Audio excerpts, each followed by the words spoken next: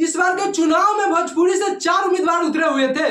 बता दें, पवन सिंह, दिनेश लाल यादव, रवि किशन, मनोज तिवारी। और ये चारों उम्मीदवार के बारे में कहीं ना कहीं जनता जानना चाहता है कि चारों उम्मीदवार में से कौन सा उम्मीदवार जो है जीते हैं और कौन सा उम्मीदवार है जो हार चुके हैं। तो तमाम उम्मीदवार के बारे में हम आपको बताएंगे, आप लोग वीडियो के शुरू से अंत तक बने रहिएगा। बता दें कि मनोज तिवारी जो है वो जीत चुके हैं, वहीं पे गोरखपुर से रवि किशन भी जीते हैं। वहीं पे दिनेश लाल यादव के बारे में बता दें, दिनेश लाल यादव के बारे में कहीं ना कहीं उम्मीद लगाया जा रहा था कि दिनेश लाल यादव भी जीतेंगे। जैसे उनके यहाँ चर्चा था, उनके यहाँ भी भोजपुरी के तमाम सुपरस्टार जाके प्रचार कर रहे थे।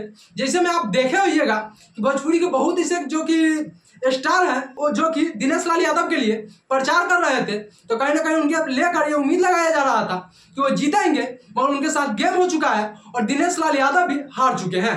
वहीं भी हम आपको बता दें, पवन सिंह को लेकर भी ये चर्चा था काराकाट में, और कहा जा रहा था कि जो पवन सिंह है वो भी जीतेंगे, और पवन सिंह को लेकर यह उम्मीद लगाया जा रहा था कि पवन सिंह जीतेंगे, और जो कि पवन सिंह के साथ में भी गेम हुआ है। और आपको बता दें कि वहाँ के तमाम जो युवा था और युवा के नज़र में कहीं ना कहीं पवन सिंह का जो है नज़र में मतलब लग रहा था कि पवन सिंह जीतेंगे। जहाँ तक युवा के नज़र के देखने पर लग रहा था कि जितना युवा है वो पवन सिंह की तरफ है, मगर पवन सिंह के साथ में भी गेम हो चुका है। और बता दें कि पवन सिंह भी काराकाट से हार चुके हैं।